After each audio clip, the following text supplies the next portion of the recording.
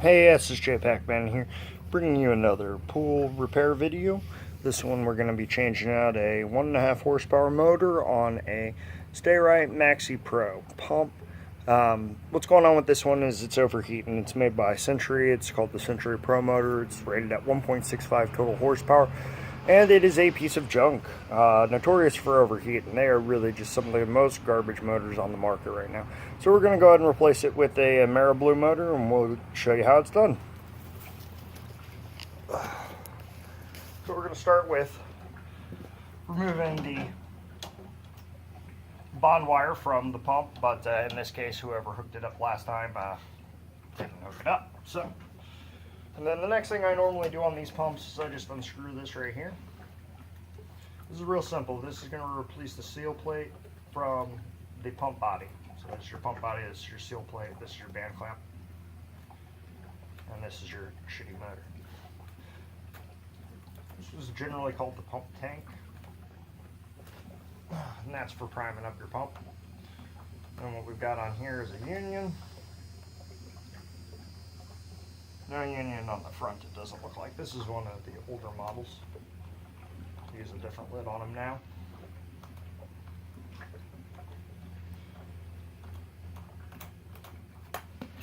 Alright, so now we got that off there. This pump is just going to pull straight back, and this is the same with every motor. Now this fucker is hotter than shit.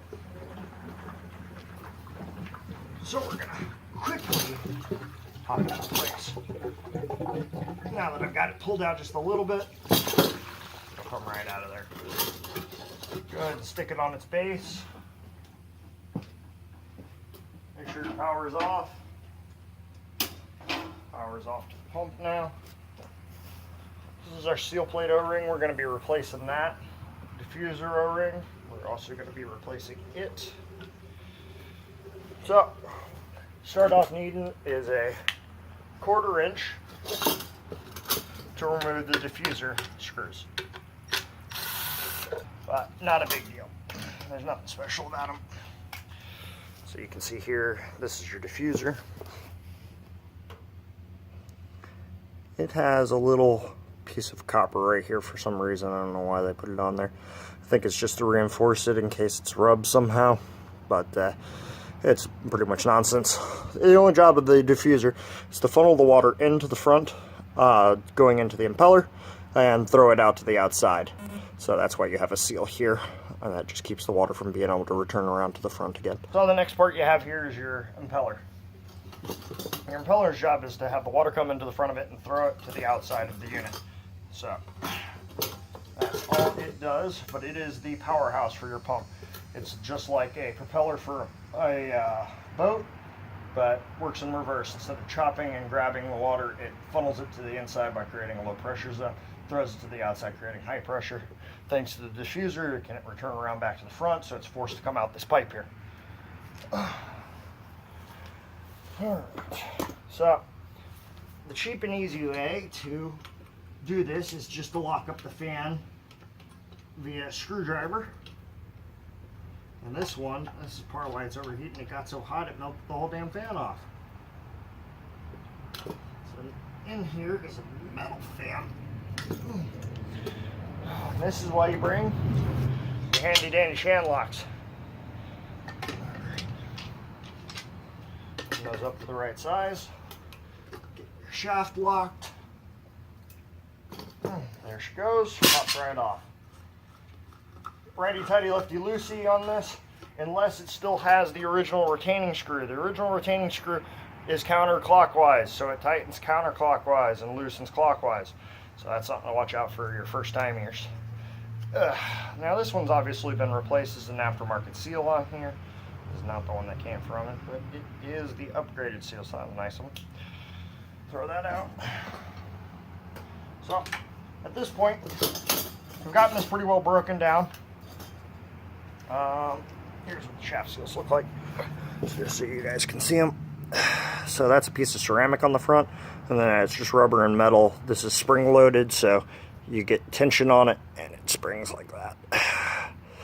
So that's pretty much all there is to it. A little rubber on the back here just to press up against the back of the impeller. That just tightens right up against that, and that's all there is to it on that side. When you got the other half is right here. That's what this white one is. That's where the ceramic slides in here, presses up against it, compresses, and that's what gives you your nice tight seal. So let's get the back of it off, and I'll pull the other side of that shaft seal out. Now these should just come right off the back. They're just 9/16. Pop right out of there. They are stainless steel bolts if in case you ever have to replace them. You do want to get stainless steel because these things, in certain instances, man, they really get locked into place. But these ones are coming out pretty darn easy. So now we got the seal plate. This is your seal plate. That's where your bolts mount to for your pump, and then your shaft protrudes right through here. We've got our other piece of ceramic right there. We're just going to pop that out. That comes out real easy. You just lay this down like that, and then if you have the right size screwdriver, which I don't have right there, once pops right out of there. Bada bing, bada boom. Wipe off your dirt from taking off your seal plate. I generally like to clean this all up just a little bit, nothing too special. This is just where your seal from the seal plate to the pump is going to live. And so you want this to be a relatively clean surface. It's not super duper important for it to be totally clean, but it does. Bam, 1/4 inch again, pulls off the 2 screws on the back plate here. And then because it's so freaking hot, take a pair of pliers and give her a little expanded. I'm gonna touch it. So then we need to get out a Phillips inside of here. I'll show you as soon as I get it taken off. There's only a couple places to connect stuff in here. One of them is our ground wire. Comes right off with a 1/4 inch again. And then the next ones are Phillips heads in this particular pump. 2 Phillips heads under compression plates for your hot wires. And this basically use 2 whites, but it doesn't matter, it's 240. So then you can just feed the stuff right out your connection. You can't very easily on 90 take the connection off prior to getting your wires out. So that's how that is done. Comes right out of the back. And now that I don't know if y'all can hear that sizzling, but that is sizzling in the water here. Alright, so there we go. Just so y'all can kind of see the back there.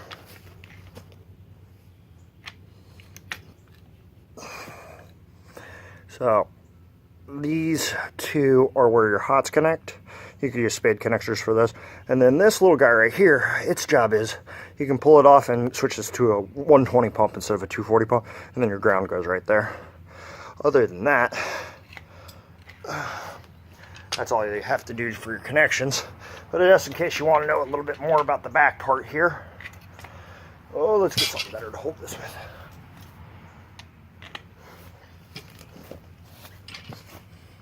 Okay, so this little guy here, its job is, I don't know if you guys can see it, but this is a counterweight right here. So as the motor spins up, it's giving it power from this capacitor here, which this little guy right here does his thing. So then, after the motor spins up, what happens is this little part right here can flap.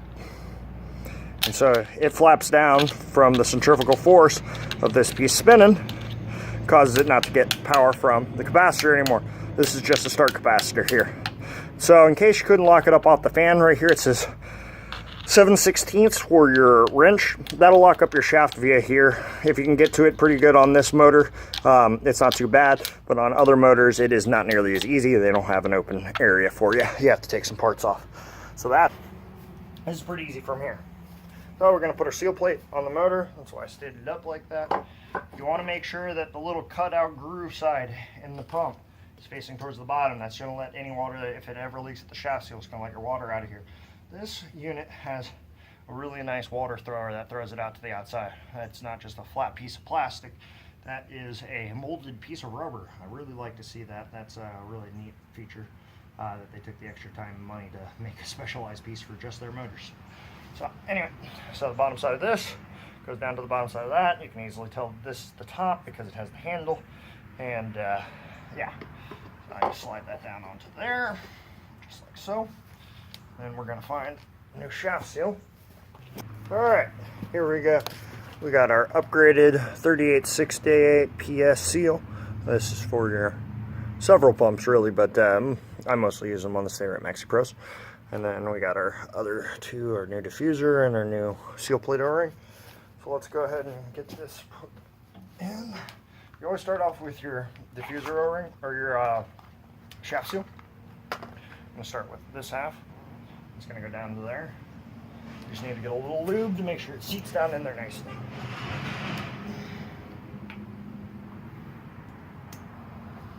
Lube it up. Not too much, just enough, you're just greasing it lightly. Don't want there to be too much where you can't push it down in there properly or something because of it. So I'm going to slide that down in there. Make sure it gets there. Now, lots of guys are going to tell you not to touch the ceramic. From what I can tell, that seems to be a load of horse shit. I do it all the time, and from what I can tell, I've never had a shaft seal fail because of it. So I can't really complain about it. I do wipe them off after I'm done touching them. But they say the oils are stuck in there forever, yada, yada, yada. It's a load of fucking shit.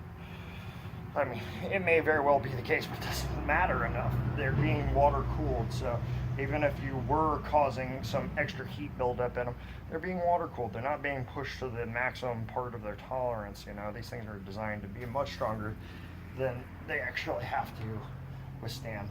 And on this side, I just put a little bit on it just to kind of bring things in nicely. So that's just going to be sealing on this back edge. It actually, I mean, the seal here is negligible. It will feel tight as you put it down on there. You just kind of give it a little spin, it just slides right up on. Then you just bring it back down onto it, start tightening as you slide her down. And what'll start to happen is those two pieces of ceramic will compress. As soon as it gets to enough resistance, it will start turning the motor. Stick a screwdriver in again for just a split second, and I know nobody likes it when I do this, but it works just fine. It doesn't need to be super, super tight. You're not going to go He-Man on it. If you go He-Man on it, I don't recommend doing the fan lockup method. It will be just fine. Alright, then we'll put our diffuser on. This guy has a little guide right here. It has to go on here, so then just bada bing, bada boom. Kind of get it as close to as possible. Flip it out, and zip, zip. These stupid little barbed majiggers that are on those, they don't matter worth a shit. If they break or anything, just screw it in without them. They don't actually do anything. They're wasted money. And then we just, there you go. There we are. Lube the crap out of this, because this is what's going to keep you from wanting to be able to get it all the way in there nice and deep, like she's supposed to be. Now I got that slid on there. Then I'll take a little bit and goop up this side that it slides right into. Make it where it goes a lot easier for us. This one can be a touch of a pain if you don't. The last thing is, you really got to goop this one up because it won't stay in place if you don't. So you're going to go all the way around this with a ton of lube because you got to get it to stick on a vertical surface, and it does not want to do it. Just slide right in here like so. And since it's all gooped up, it'll kind of stay in place for me. That's exactly what I want. I wipe it on my pants. That's what I do. My boss hates it. Everybody hates it. My wife hates it. I don't care. I like it better. Alright, so that's how you know you worked at the end of the day. You're dirty. And so you can see that there's a little V right here, and that is because of this thing right there. This is going to take some of that out, but there still might be a little bit, but not too bad on this unit. Sometimes these will start to sag right there. That sagging will cause it where it doesn't want to go in, but you see how that came right nice and tight? That's because I lubed her all up nicely, just like she likes it. Spin this around. I always like to have my retainers facing up. I don't know why, I just do. Some people might not like it. This is just how I do it. The factory puts them sideways. And then it's just, oh my god. I can't thread the beast. There we go. She starts threading on there. Get it till it's just starting to snug up a touch. And I don't know what other people think about this. This is how I always do it. And as long as you don't go totally hog wild, you can give her a little pry back on this and I'll cinch it down. Hold it in place with your fingers as you release the tension. Spin it down some more. I am not trying to kill myself tightening this thing for the rest of my life. And the last one. Let's get her screwed. Screwed her right in the head. Now this is just going to be the same as taking it off. Since I don't have free hands, I can't really hold my camera and show you as I go, but this one inside of it is a little bit different. That is, what you have to start by doing is taking out one screw from the back here. Unscrew it, and then there's two on the side here that you just back them out just the tiniest bit. Take your screwdriver, give this a little pop. That pops right off. And then you don't have to take out these two. You can just slide these back on. They're open on the one end. This is the only side that's closed. Just knock out this little bit of dirt that got into the back of that. And then there's a knockout right here for your electrical to go in. Give it a little poppy pop. Pops right out. Knock off the dirt off of this guy.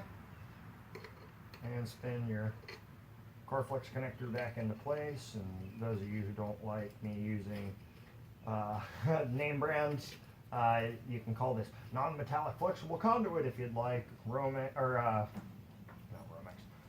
Liquid Tight, Carflex, those are both brand names. It's non-metallic flexible conduit for those who give a crap.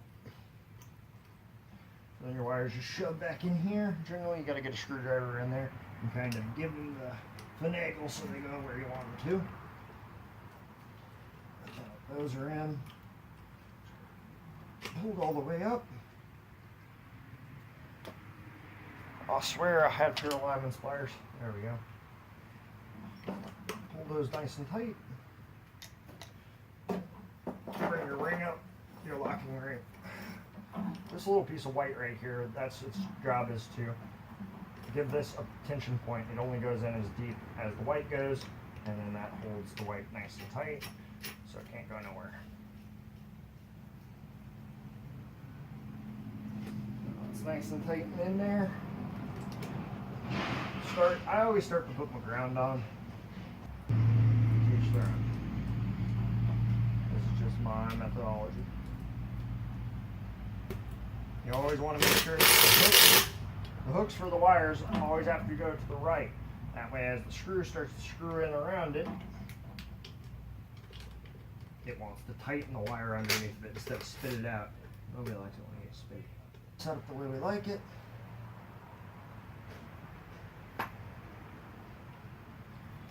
So what I'm doing is I'm putting a 90-degree bend on these, like that. So then when I turn them over, they're facing this direction. They're nice and flat with the same direction as the screw. That's the one thing about doing electrical stuff. If you don't use tools to do the job, little things like this can turn into a forever process. Go get yourself a flathead and set that wire where you want her. I don't have my wires touching very much stuff in here. The goal is, just in case there's a little break in there or anything like that, you don't want to get shorted. So I try not to let the ground be anywhere near any of my hots, just in case. You don't got to do it. It's just what I like to do. And this just slides back on there, those two screws. Then we got our one other one that we had to unscrew all the way. This back plate on this unit is that it actually has a weatherproof seal around here to keep any water out of your electrical, which I think is fantastic. Nobody else does that. It's a little bit of time and effort again, a little bit of time and effort. The last thing we have to do is put our bond wire in. Then slide it in. Twisty, twisty. Right here. Like that. And then we'll tighten up our bond. The last thing we have to do is prime up the pump. Sometimes, if you get lucky and they have a spa that's higher up in the pump, you can just flick this switch or turn this three-way valve, and water will flow down out of the spa if it's higher up. Go into here. See, I'm getting lucky, so I'll be able to fill this up this way, whereas most people have to go get a bucket of water. Go turn it on.